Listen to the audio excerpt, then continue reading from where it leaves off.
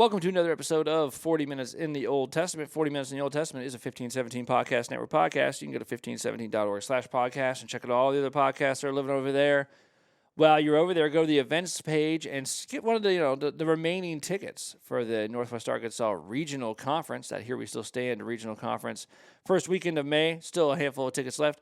Go grab them while you can and come hang out with Chad, myself, and a whole bunch of other people while we're talking about grace and peace in Christ. You wouldn't want to miss that. It's going to be a good time. You can get a link in the show notes or go to the events page and find the Here We Still Stand regional event. We finished up last episode. We finished up Job 6, which means we ended sort of halfway through Job's response to his first friend. We got halfway through that. So he has a 2-chapter response. It's a lengthy response. Chapter 7 is appropriately titled, Job Continues. My life has no hope. So this is an appropriate heading because he indeed is continuing. And he, of course, is going to tell you that hope is in low supply for him right now. Yeah, he's had it pretty rough. He's going to spend these first few verses, well, more than just a few, a lot of the verses just basically using poetic speech to describe how bad he has it. I mean, just how terrible his life is at the moment. Yeah. And he begins who can blame him, right? I mean, no lie detected. Yeah. No one can say, "Oh, Job, I think you're exaggerating." Yeah, you're kind of overreacting there, Job, aren't you? Yeah, this is true speech. If there's anyone who has a right to lament and complain, it's definitely Job. And he starts out by talking about life here as like basically slave labor, just a hard job in which you're always looking for a break and you never seem to get one. Has not man a hard service on earth, and are not his days like the days of a hired hand? And by that, days of a hired hand, I don't think that Job means, clock in at 9, clock out at 5. He ain't talking about 9 to 5 at the bank. This isn't 9 to 5 in a nice air conditioned building with your cubicle. This is rough work out in the field. It's kind of how we feel, right, Chad? When we like sit down and record this podcast, we're like, gosh, is it not just hard? Sweat dripping down my brow. Is it not hard for us hired hands out here? Hired hand has this connotation. I listen to a lot of Old West podcasts, Chad, and a hired hand is the thing you do when you can't do anything else, right? You're not like looking, like your life goal is not to be what is described as a hired hand. This isn't like what you dreamed of as a kid. Like maybe I could go to a ranch or a farm. This is more like a prodigal son coming home and telling his dad, give me whatever work you got. So the hired hand just does whatever he's told to do. I'll do the worst thing. What do you mean to clean the pigsties out? That's what I'll do. You need me to whatever it is. So it's all grunt work. It's the connotation of hired hand is certainly that of doing the worst thing for a little. Yeah, this is to bring back memories of my teenage and college years. Yeah. I mean, I had a great job, worked at a feed store in Shamrock, Texas, but that meant the truck pulls up and you've got thousands of bags to unload or salt blocks to unload. And then you get in college and I worked on the roof. I was a roofer for several summers, which is by far the hardest work that I've ever done. So that's what he's talking about here. This is hard service. This is the days of a hired hand. Well, he also uses the word, slave. He's like a slave who longs for the shadow, and like a hired hand who looks for his wages. In his mind, a hired hand and a slave there's not a lot of daylight between those two things. Yeah, distinction without a difference, really. Yeah. I really like the image of a slave who longs for the shadow, because it doesn't say he actually gets the shadow. It's like he's out in the sun, he's sweating, he's worn out, and he wishes that he could go sit in the shade, or he wishes a cloud would hide the sun, and he never gets it. Yeah. He just keep on working, keep on laboring, keep on sweating. And he says all of that in the first 2 verses. And then he says, so in an analogous way, so I am allotted months of emptiness and nights of misery are apportioned to me. A lot of this sounds like, by the way, the musings of Koheleth, the preacher in Ecclesiastes. vanity of vanities, all this vanity, this idea of emptiness and chasing after the wind, and the the seeming futility of human existence, where no matter what you do, I mean, Solomon, of course, is writing from a very different perspective. He had led, of course, a spoiled life in which he pursued pleasure and whatnot, but never was, engaged in hard service or slave labor. But still, you kind of have the same perspective. It's empty. It's vain. It's just kind of a vaporous existence. And he starts in the second half of verse 3 to talk about something that actually comes up quite a bit. Over the weekend, I was in Birmingham speaking at the Advent down there. Great group of folks. And one night I was at a get together, and one of the fellows and I were talking about the Psalms. And he said, the older I get, the more I notice, I guess because I can connect with it, I notice how often the Psalm is up at night. Yeah. So we're kind of bemoaning the fact that the older we get, the more we wake up at night. Not even, not because you have to run to the restroom, just because you just wake up, And I said, yeah, because many, many times the psalmist his eyelids are held open by God, or he's tossing or he's turning, he can't get to rest. And that's what Job is describing. Nights of misery. Verse 4 says, when I lie down, I say, when shall I arise? But the night is long, and I'm full of tossing till the dawn. So, you might you're like, oh, fine, I can go to bed. I can rest. I can just kind of catch up on my sleep and be refreshed in the morning. And it turns out, no, that the night's just as bad as the day, if not worse, because you expect to sleep, you expect to rest, but instead you toss and you turn. And we all know how miserable that can be. That's kind of where Job's at. And of course, part of this is because what he describes in verse 5. This is gross stuff, but this is an apt description of what Job is going through. My flesh is clothed with worms and dirt. Let me just imagine that imagery. Clothed in worms. What? Yeah. What are you wearing? Worms and dirt. It's my shirt, my pants, my shoes. That's what I'm wearing. I'm clothed with worms and dirt. My skin hardens and then breaks out afresh. So it just, kind of a scabby, and then it's oozing, and it's just nasty all over, which is, exactly what we've heard Job described as. He's covered head to toe in these sores, and he's scratching them, scraping them with a potsherd. So just a terrible, terrible existence. So no surprise I couldn't sleep. Yeah. I mean, how do you sleep when you're feeling that way? No matter where you lie down, it hurts. And then he kind of switches the image here to describe the how fast life it just seems to go, and you wake up and one day it's over. And he uses the image of a weaver's shuttle. So Dan, do you know what a weaver's shuttle is? Because I had no idea. It's like it's like a bus that weavers take to the weavery. That's the best definition I've ever heard. So I was like, this has been a couple weeks ago. I was like, what in the world is a weaver's shuttle?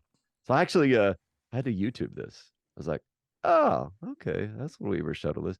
So you're sitting at the whatever it's called where you weave, and you got these threads that are, say you're sitting in front of it. Well, they're stretched out vertically in front of you, but you got to get the horizontal threads through there too. That's what you're weaving. Of course, you're weaving the vertical with the horizontal. And the weaver's shuttle is a tool that you use to kind of move that thread horizontally back and forth, left, right, left. So there you go. And evidently, this is really fast. So my days are swifter than a weaver's shuttle. There's a couple of places in the Old Testament where this analogy is used. And this swift passing of the days, like a weaver's shuttle, they come to an end without hope. And thus, the way the ESV has titled this section, My Life Has No Hope. So that's uplifting. Yeah, that's great. I feel much better now that we've covered those 6 verses. But this is the way it works. When there's no glamorizing of suffering, there's no trying to just kind of tone it down a little bit and focus on the positive. Job is just being very blunt. This is the way it is. This is what I'm going through. This is what I look like. This is what my days and my nights are like. And then he shifts in verse 7. He shifts in such a way that I believe this is kind of where you have him, if he hasn't been praying indirectly already, then he's going to really focus on directing these next words to God. Remember that my life is a breath. Ruach is the Hebrew there, which is breath or wind or spirit. Probably breath is a good translation here. My life is a breath. You breathe in, you breathe out, it's over. My eye will never again see good. The eye of him who sees me will behold me no more. So it's like God is looking at him, but he won't be for long because he's going to pass away and he will be no more. While your eyes are on me, he says, I'll be gone. As the cloud fades and vanishes, so he who goes down to Sheol does not come up. He returns no more to his house, nor does his place know him anymore. That's a pretty common image in the Psalms where when you go down to the place of death, which is what Sheol is in the Old Testament, when you go down to the place of death, that's it.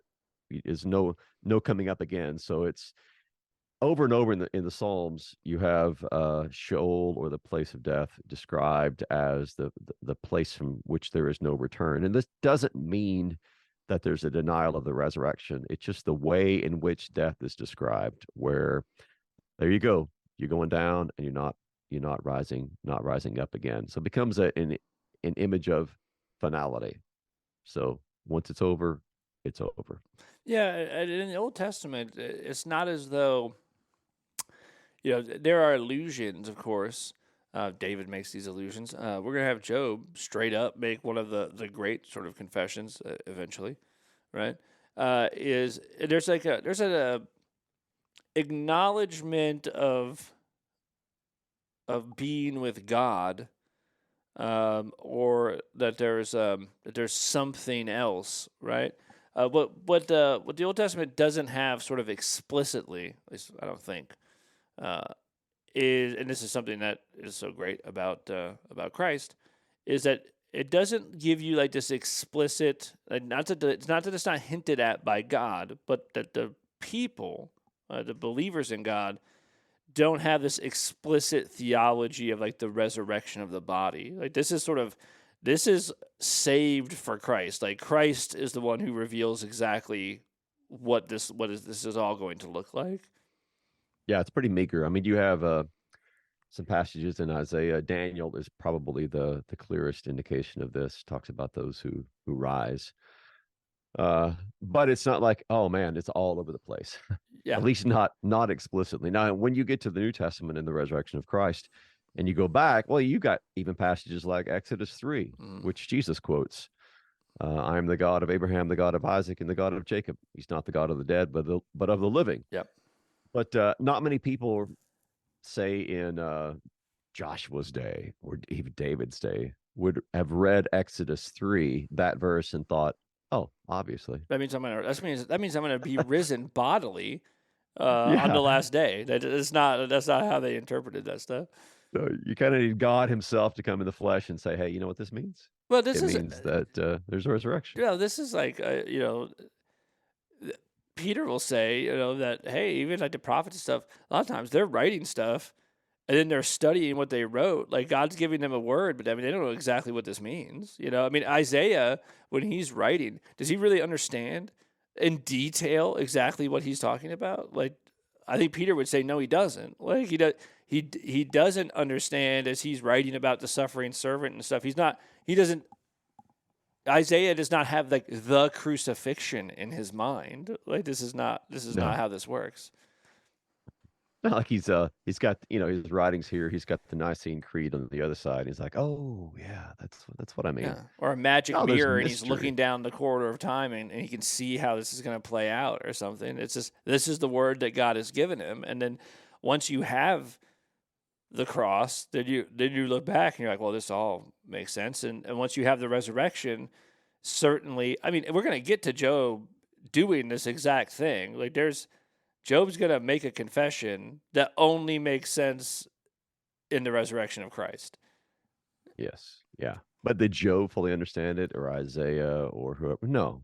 Yeah. That's just not the way that's not the way the Old Testament worked. The way I like to, this is not my own analogy, but others have used this. It's the idea, like, say you're walking along a dirt road, landscape is flat, and you see something in the distance, and you don't really know what it is. I mean, is it an animal? Is it a person? Is it something else?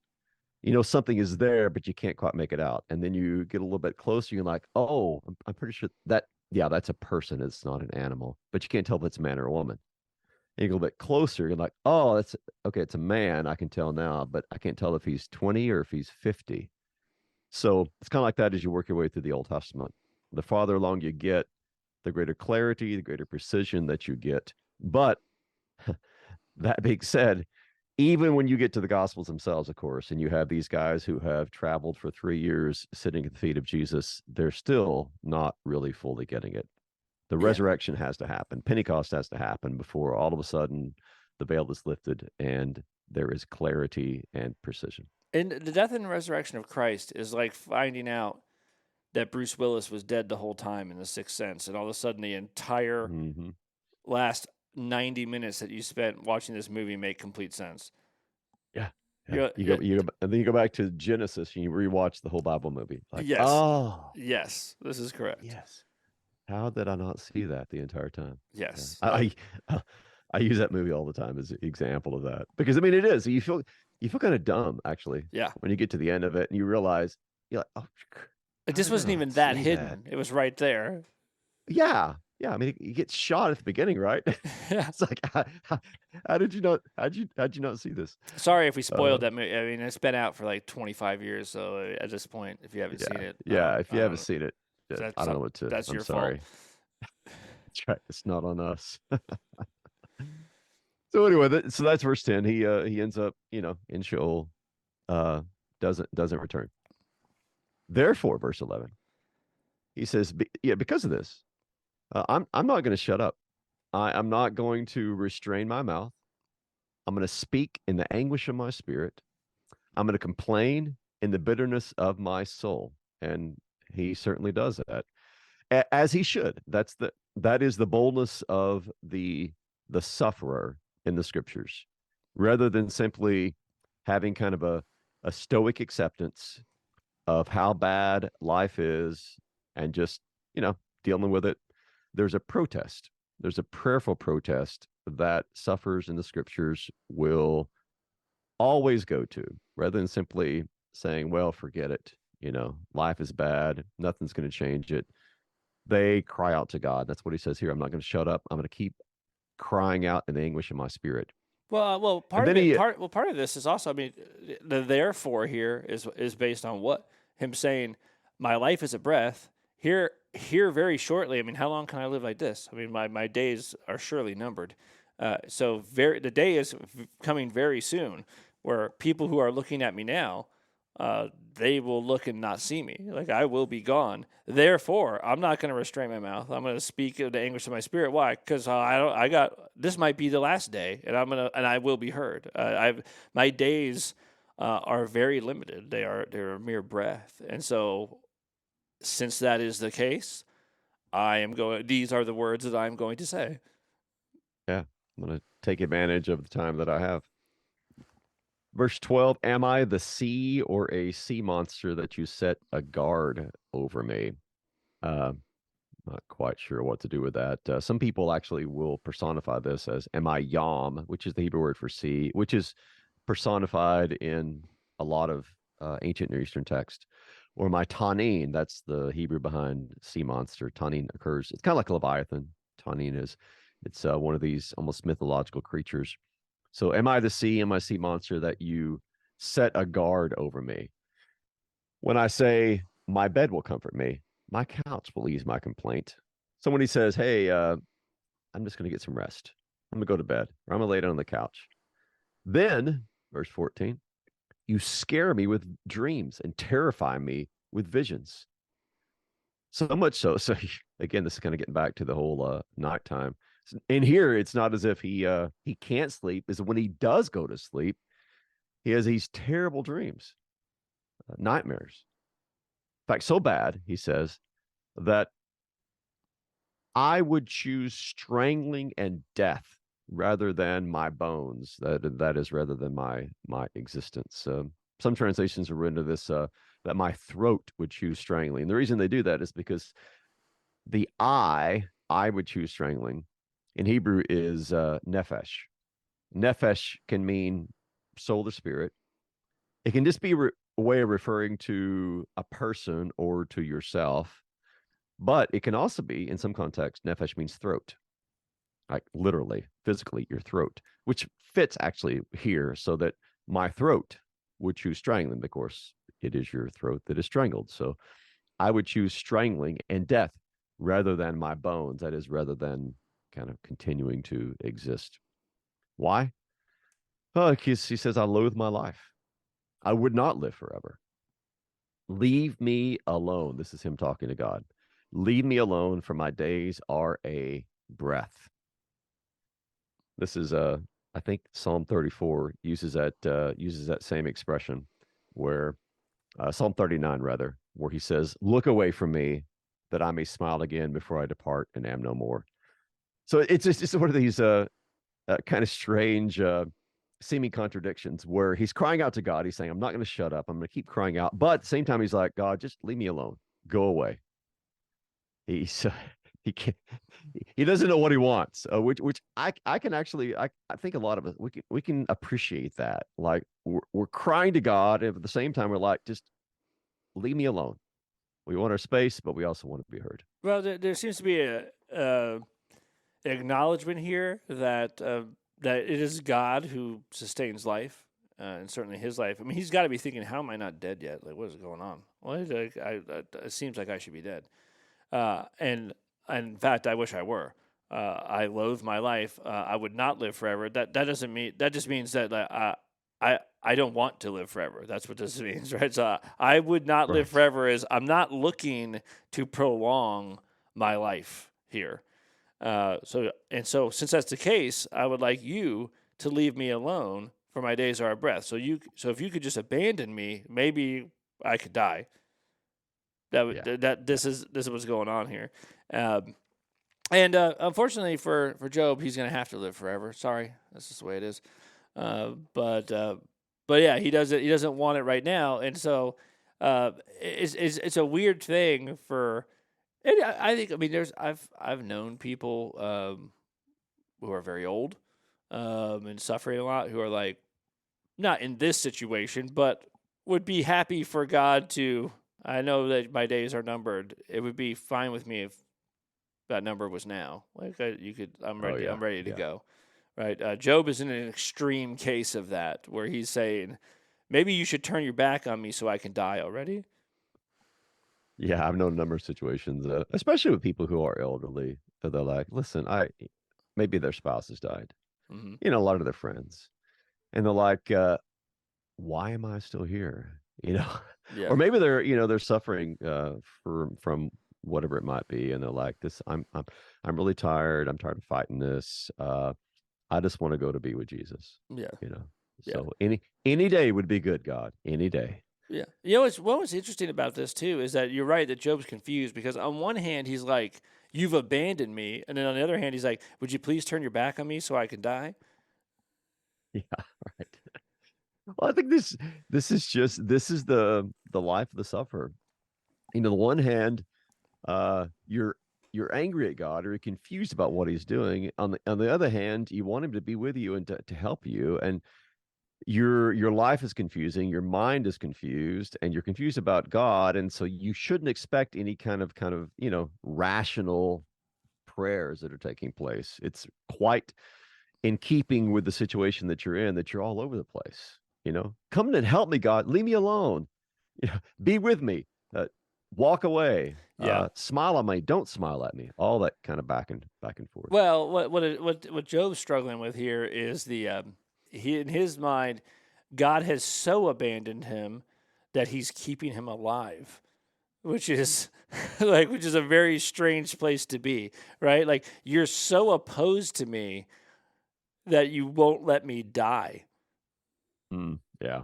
And this is like the worst of all possible scenarios in Job's mind, right? Like, yeah. In other words, I don't believe that it you're obviously not helping me, but also you're also not completely removed from me, which is the worst case scenario.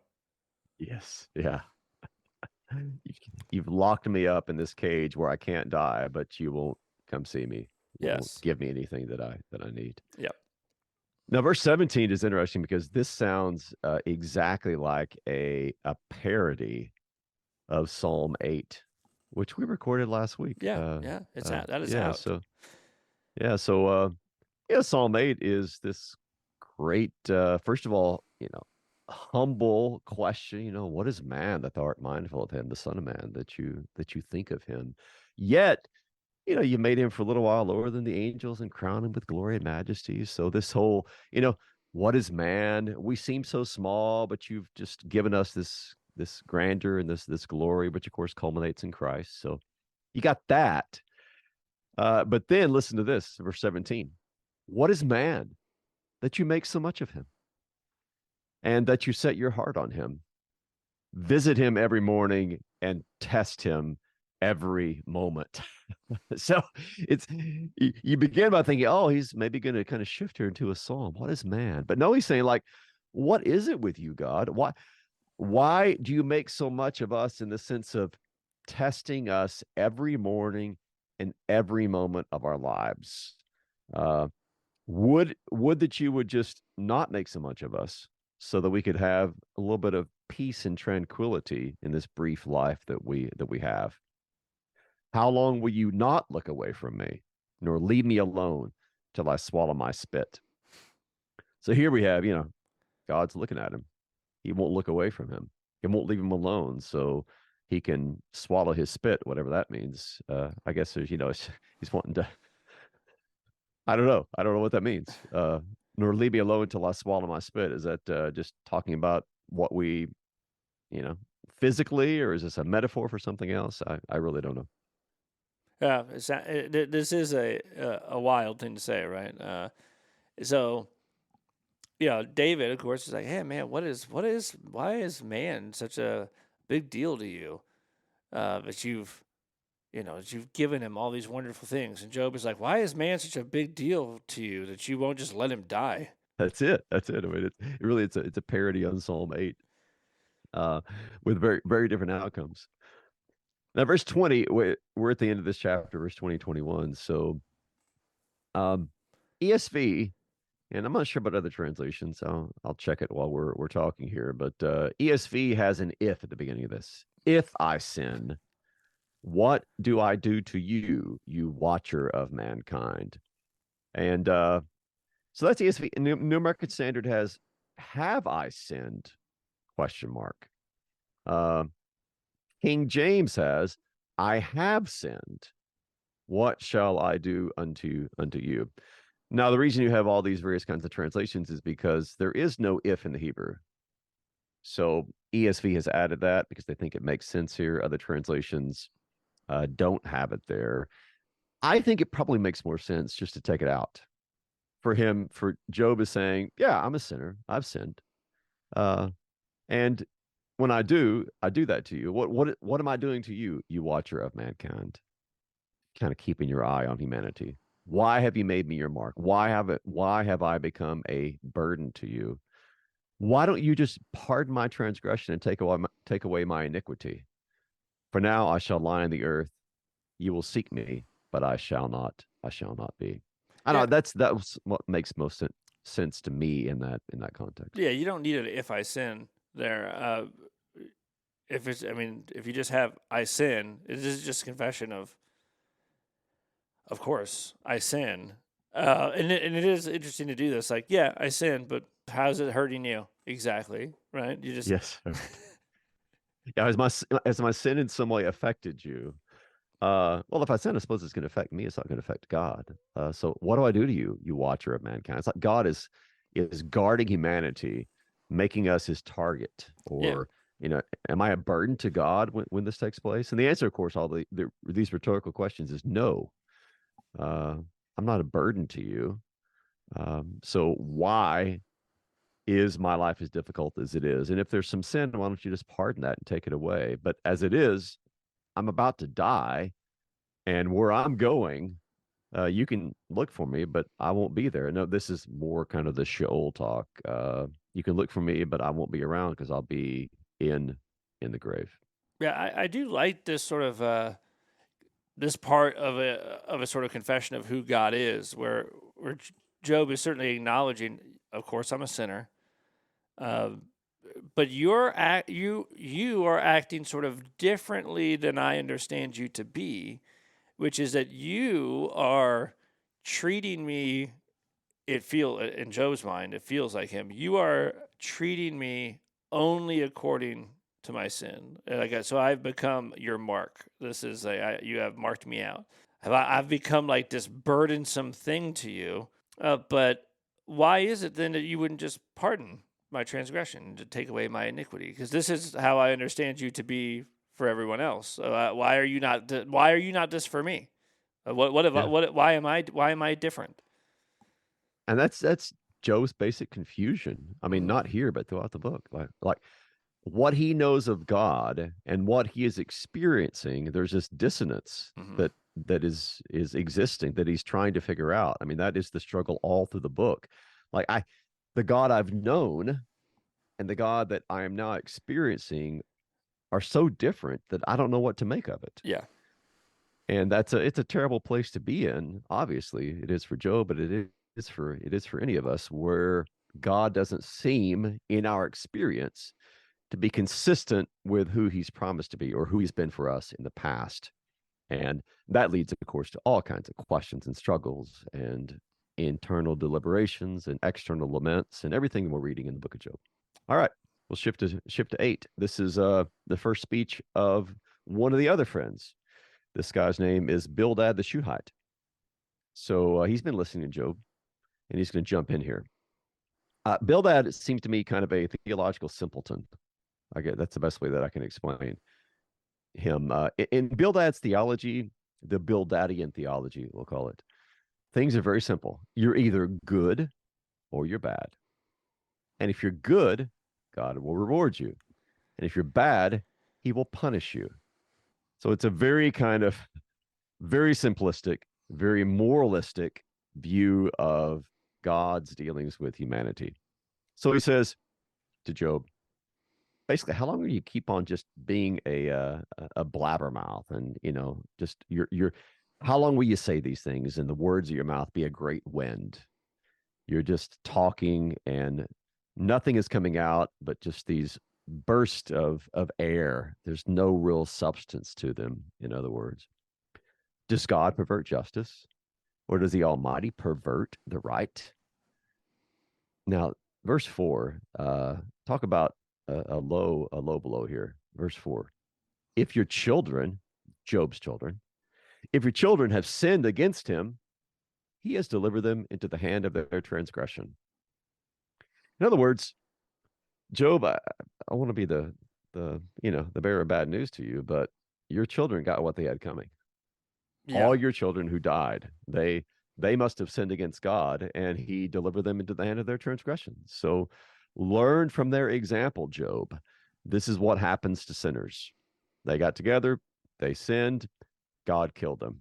That's more or less what he's saying. So you can understand from Job's perspective why these friends are such miserable comforters. Yes. Imagine showing up at somebody's house and saying, uh, your child died or your children died, but this is what happens when you're a sinner. Yeah. Yeah. Well, and this Blows is me about away. people do this kind of stuff too. Like this sort of does God pervert justice or does the Almighty pervert the right? This is what happens when somebody is suffering. A theologian shows up instead of a pastor and just says, "Well, I hear the things you're saying, and let me ask you this." Sounds like you're saying that God has perverted justice or that the Almighty doesn't always do what's right. Maybe you should check your theology, Job. This is not helpful. Not helpful. No, no. This is this is the Pharisaical approach, where if you're good, you're blessed. But if something happens to you, evidently you're bad. You kind of reason backwards, right? Oh, so a terrible thing happened to you or somebody else. Well, then let's kind of walk backwards. A terrible thing happened. That must have been because you did a terrible thing.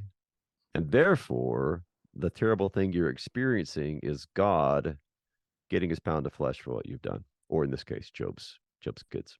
Yeah. Or I mean, Yeah, so this is the kind of friend I feel like if he went and explored the Psalms a little bit, he'd be like, "This David's a terrible theologian." It sounds like he questions the goodness of God sometimes. It sounds like he questions if God is in the right sometimes. It sounds like he doesn't have complete trust in what God is doing. So I'm going to, in the midst of his suffering and frustration, I'm going to go correct his theology. yeah. And unfortunately, Bildads are still among us. Yeah. Not great comforters. No. So verse 5, he's saying to Job, learn from the mistakes of your children and what you need to do if you will seek God and plead with the Almighty for mercy. If you are, or this could be also translated, if you uh, become pure and upright. There is no verb in the Hebrew here, so yeah, kind of supply the verb, and it could be are or it could be become. So if you are, if you become pure and upright, well then God is going to rouse himself. He's going to literally get out of bed. He's going to wake up for you and restore your rightful habitation. I tell you what, Job, even though your beginning was small, then your latter days will be very great. He makes it sound like it's so easy. Yeah. To learn from what's happened to these other sinners and just turn to God, plead with the Almighty. If you become pure and upright, well, then God is going to reward you. In fact, he's going to make your latter days better than your former days. Hey, That's all you got to do. repent harder, Job. Repent harder, more sincerely. Yeah. Then finally, God will do these great things for you. This is a great thing to show me. Job, have you sought God in any of this though? It's bizarre. Just bizarre. Well, you haven't sought him the way that you need to seek him, don't you understand? Like, I mean, I'm listening to your words, Job, and these are not the words that you should use. Like different words, Job. And if you use the right words, then of course God is going to love that string of words. They're going to enter his ear, and they're going to stir up his heart, and he's going to rise up for you, Job, of course. But these are not the words to use. You're using all the wrong words. You have to use some pure and upright words. Yeah, dude, not Really helpful. impressed. Not Really, helpful. really impress God with your purity and sanctity. He's going to do great things for you. He's almost kind of a name it and claim it theologian. At least he's bordering on that for sure. Yeah. The verses 8 through 10, and we'll probably wrap up with this. Basically, he says, we don't live long. We're here yesterday, we're gone tomorrow, and so we need to just think about the wisdom of the past and learn from it. He says, inquire, please, of bygone ages. Consider what the fathers have searched out. We are but of yesterday. We know nothing. Our days on earth, well, they're just basically a shadow. Will they, that is, these people of bygone ages, will they not teach you and tell you and utter words out of their understanding? Now, this is a great example of where, and we see this so many times in Job, where certain things are said by the friends of Job, which is, on the surface, there's some truth in them. Should we study the past? Should we stand on the shoulders of giants? I think that's the C.S. Image. Of course. I mean, we're all learning from people who've gone before us, and our lives are limited. So there's only so much we can learn. So we learn from others. So on the surface, it's great. I mean, that's true. We all should learn from the past. But the implication here in this context, and Bildad speaking, is that Job, you just need to study the past a little bit more, and then you'll figure out that sin has consequences. And your children were sinners, they suffer the consequences. And if you don't want to suffer the consequences, if you want to get out of this terrible situation which you find yourself, and then you just need to pray more fervently, and God will reward you in the end. You study history; it's worked out that way time and time again. Dude, this is how the words uh, that can be true, but you can only these are the words of like a non-sufferer, right? So like these are the words of somebody. Do you only say these words if you feel like, well, I feel like God is pretty pleased with me right now, so I feel confident in giving you these words. And that's a wild place to be, like where you would be so confident to say, "Let me tell you the secret, Jim. You got to read some history, and then you just implement what you learned there. That's what I do, after all. And I'm not sitting on an ash heap covered in boils, so do that. Real simple solution. Yeah. Yeah. Non-empathetic, non-sufferers come up with these simple solutions. If you do A, B will result. And the sufferer is just sitting there shaking his head or her head thinking, you have no idea, do you? Yeah. Yeah. But we're not finished with Bildad yet. He's got a few more things to say. He's got this long analogy that he wants to tell Job. And so we'll finish that up in our next episode. All right, Chad. I will see you next week. See you then.